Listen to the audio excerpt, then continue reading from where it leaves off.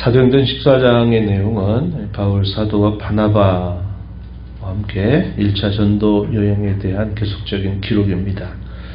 우리가 어제 읽었던 13장의 내용에서는 비시디아 안디옥에서 복음을 전하면서 역시 두 가지 반응이죠. 하나는 믿는 자들의 무리가 일어나게 된 일과 더불어 또 박해와 시련이 그들에게 닥치게 되었다 한 겁니다.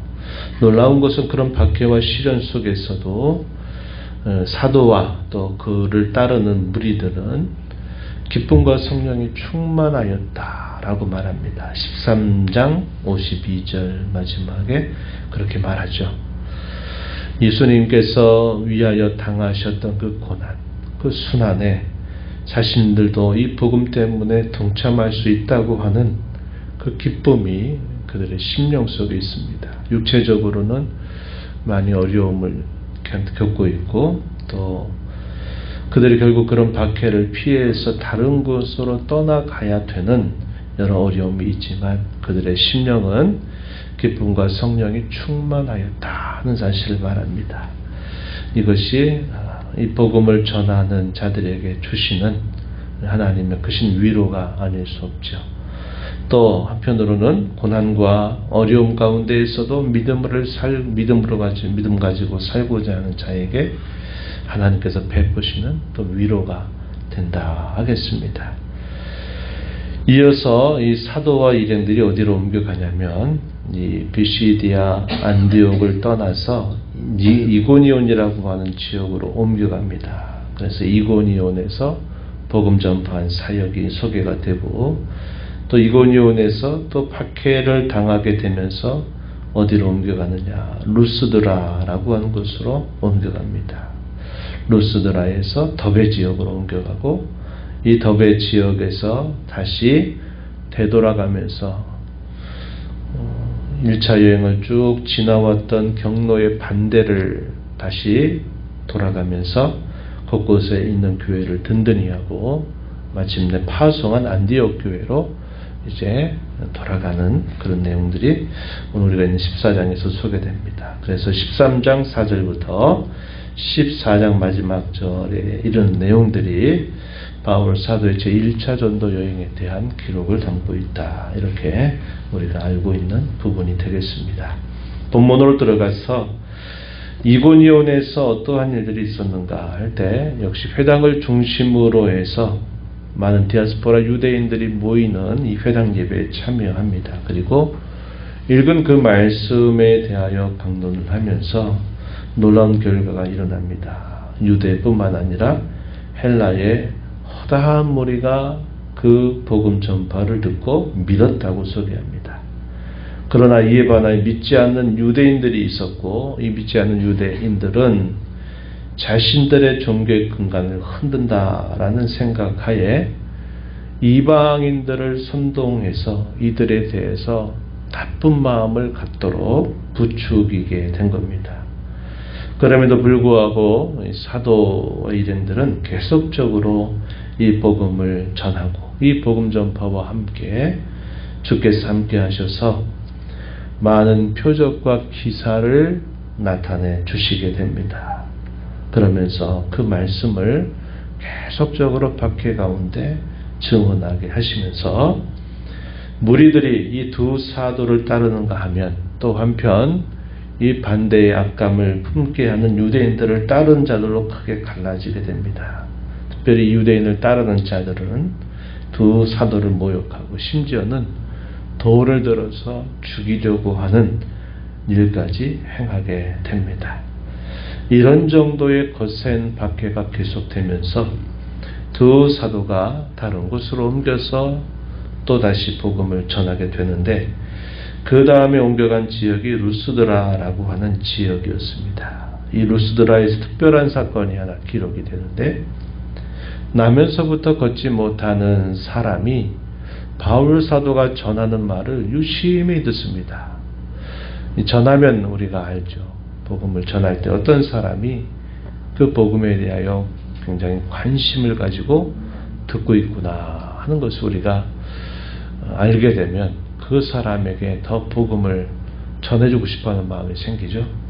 바울 사도가 말씀을 강론할 때 이 나면서부터 걷지 못한 사람이 그 듣는 그 태도와 마음을 보니까 남다릅니다. 믿으려고 하는 그런 마음을 가지고 듣고 있는 겁니다.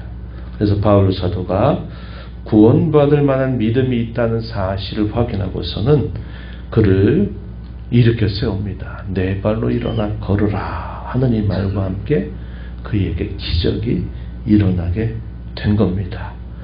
역시 이 소식이 또 많은 사람들에게 알려지겠죠. 오래전 예루살렘에서 40년 동안 나면서부터 걷지 못했던 사람을 베드로와 요한이 나사렛 예수 그리스도의 이름으로 일어나 걸으라 하는 그 말과 함께 걷게 되면서 놀라운 일이 일어났던 것처럼 그 지역에 이와 비슷한 일이 벌어지게 되면서 이 루스드라의 사람들이 적지 않게 소동을 하게 되는데 어떤 사람이 이렇게 말합니다. 뭐라고 말하냐면 신들이 우리가 섬기는 신들이 이들의 형상 이들의 모습으로 우리 가운데 찾아오셨다 이렇게 말합니다.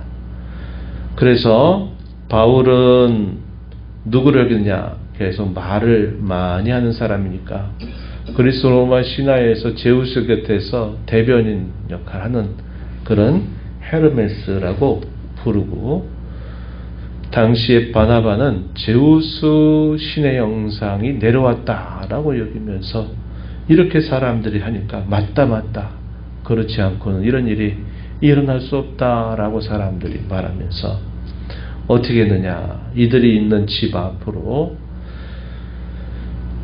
제우스 신당의 제사장이 소를 끌고 오고 환들을 가지고 와서 이 바울과 바나바 앞에 제사를 드리고자 한 일이 생깁니다.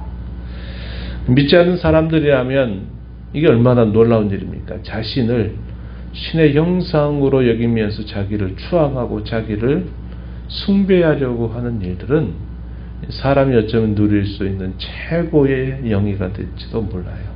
그러나 이 바울 사도와 바나바가 어떻게 합니까? 자신들이 입고 있는 옷을 찢어요. 그리고 무리들 가운데로 헤집고 들어갑니다. 그러면서 말합니다.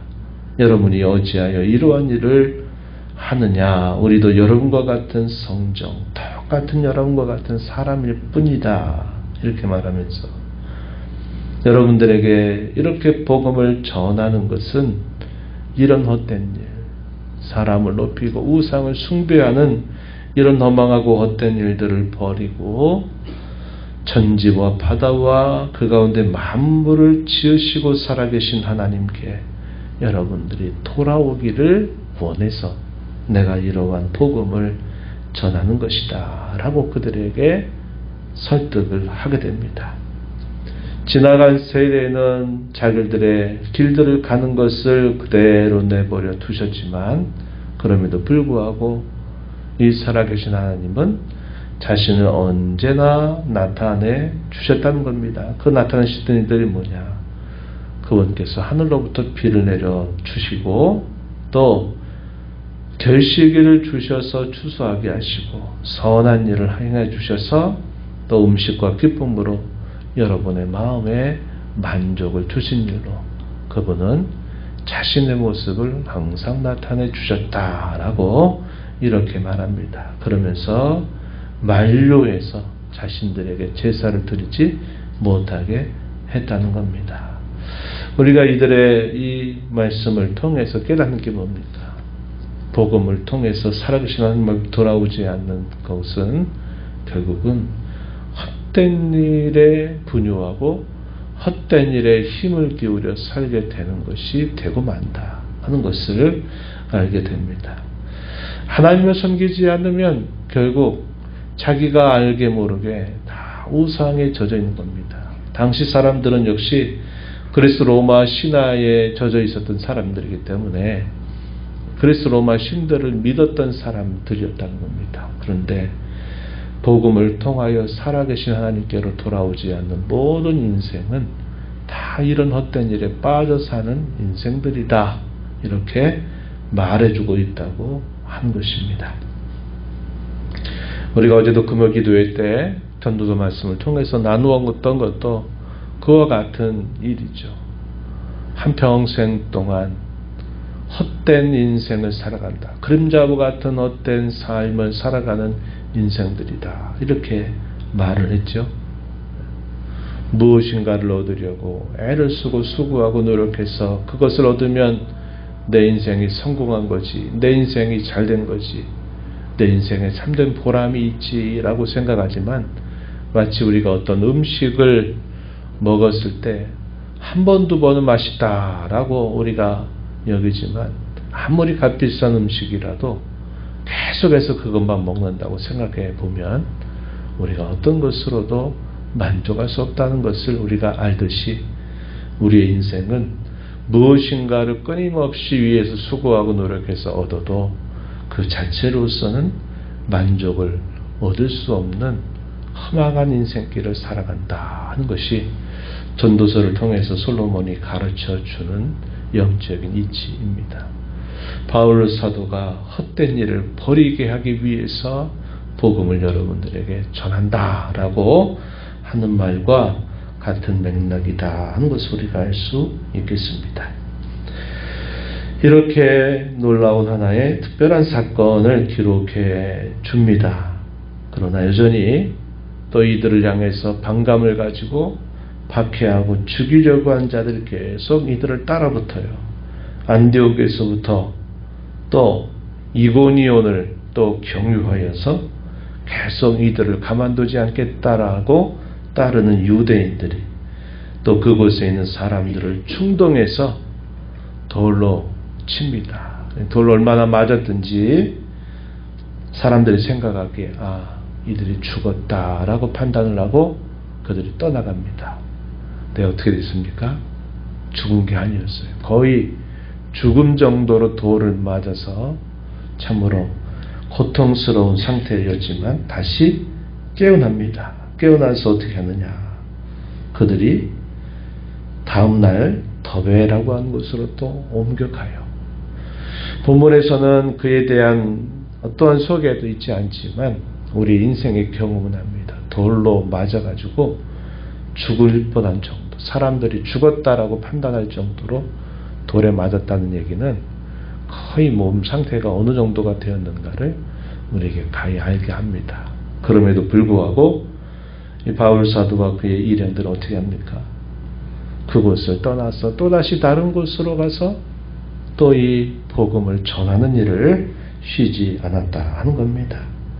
복음 전파에 따라오는 놀라운 기적들은 많은 사람들이 이것을 믿고 제자가 되었다고 하는 사실임을 밝혀줍니다. 21절 말씀에 더베 지역에서도 복음 전파로 많은 사람을 제자로 삼게 되었다라고 말합니다. 그리고 이곳을 하나의 전환점으로 삼아서 이제 반대, 여태까지 들어왔던 반대의 경로를 따라서 귀한 사역을 감당해요. 돌아가면서 곳곳에 있는 성도들을 다시 만나면서 이 믿음에 결코 흔들려서는 안 된다. 이 믿음에 굳게 머물러 있어야 된다. 여러 가지 어려움이 분명히 있겠지만 그것은 우리가 하나님의 나라에 들어가려면 당연히 겪는 마땅한 일이다라고 그들을 말해주면서 그들에게 믿음에 결코 떠나지 말아야 될 것을 당부하게 됩니다. 22절 말씀, 우리 잘 아는 구절이죠. 이렇게 말합니다. 제자들의 마음을 굳게 하여 이 믿음에 머물러 있으라 권하고 또 우리가 하나님의 나라에 들어가려면 많은 환난을 겪어야 할 것이다 라고 말합니다. 그리고서 곳곳에다가 그 교회의 지도자들, 장로들을 택하여 금식 기도하고 세우고 그들에게 위탁을 하고 주님께 그들을 위탁합니다. 그리고 이제 곳곳의 지역들을 돌아서 마침내 안디옥 교회로 돌아가게 돼요. 그리고 그곳에 있는 교회를 불러 모읍니다. 안디옥에 있는 여러 흩어진 교회들을 다 불러 모아서 하나님께서 자신들을 통해서 이방인들 가운데 행하신 이 기적 같은 일들을 보고하면서 그들과 함께 오랜 시간 머물렀다 이렇게 기록해 줍니다. 이것이 1차 전도 여행의 결론이라는 사실을 우리에게 보여주죠. 우리가 살펴본 것처럼 우리가 복음을 전해야 되는 이유는 헛된 우상들, 자기가 알던 모르던 헛된 우상들을 버리고서 참되고 살아계신 하나님께로 돌아오게 하기 위해서 우리는 복음을 전하는 것이고, 이 복음 밖에 있는 사람이 누구든지 지위 고하를 막론하고 남녀노소를 막론하고 누구든지 다 헛된 인생을 살아가고 있다는 사실을 우리에게 깨우쳐 줍니다. 아직도 믿지 않는 우리 가족들과 자녀손들과 이웃들에게 우리는 이 복음을 전할 의무를 지닌 사람이다. 이렇게 우리 자신을 생각하고 이 복음을 전하는 일에 우리의 마음을 집중할 수 있어야 되겠다 하는 것이고요.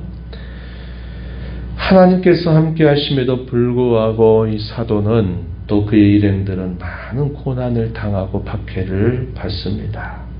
심지어 돌에 맞아 죽을 뻔했습니다. 그런 정도로 고난을 당한 것이 하나님이 그들과 함께하지 않아서 고난을 당한 것이 아니었다는 겁니다. 사도가 말해주듯이 우리가 하나님 나라에 들어가려면 이런 많은 환난을 우리는 당연히 겪어야 된다 하는 사실을 말했듯이, 우리가 이 땅에 믿음 가지고 살면서 예수님 믿기 때문에 평탄하고 또 순탄한 삶만 살아가는 것이 복이다, 우리가 이렇게 여길 것이 아니다 하는 겁니다. 우리는 반드시 고난이라고 하는, 역경이라고 하는, 시련이라고 하는 관문을 통과하여야 영원한 하나님 나라에 들어가게 된다는 사실을 기억해야 합니다. 우리의 삶에 어떤 특별한 어떤 시련이었고 역경이었고 또 이런 영적인 싸움이 두드러지지 않는 이유가 뭘까요? 우리가 싸우지 않기 때문에 그래요. 주의 뜻을 힘써 행하지 않기 때문에, 우리가 시도하지 않으니까 그렇게 된다는 겁니다. 우리도 그렇잖아요. 이렇게 많이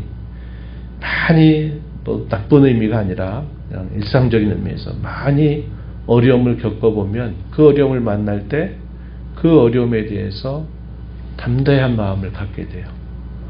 우리가 싸운다고 하는 것도 부정적인 의미가 있지만 싸우는 것도 많이 싸워봐야 싸움의 실력이 길러지는 겁니다. 싸워보지 않은 사람은 어떻게 싸울 줄 자체를 모르는 거예요.